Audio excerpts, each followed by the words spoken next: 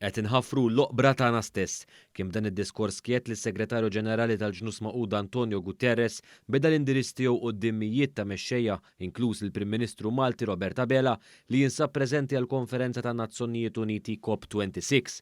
Summit fejn fih dawn il-pajjiżi se jkunu qed ipoġġu fuq il-mejda l-pjanijiet tagħhom biex inaqsu l-emissjonijiet serra u jindirizzaw il-fenomenu tat-tibdil fil-klima. It's time to say enough. Enough of brutalizing biodiversity. Enough of killing ourselves with carbon. Enough of treating nature like a toilet. Enough of burning and drilling and mining our way deeper. We are digging our own graves.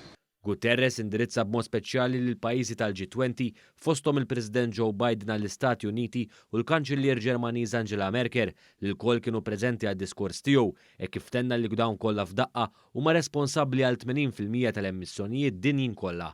Dan fil-waqt li rrimarka li ekonomiji emerġenti wkoll għandhom jagħmlu l-parti tagħhom biex id-dinja tibda tfiq minn din il-kriżi ambjentali.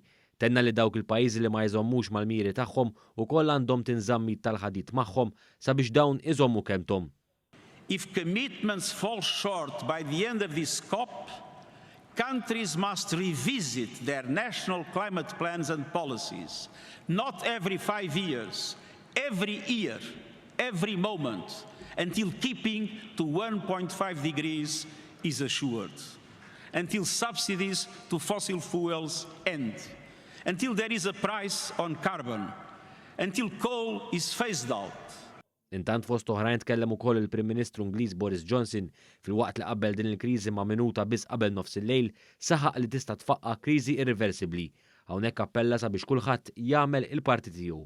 They will judge us with bitterness and with a resentment that eclipses any of the climate activists of today. And they will be right.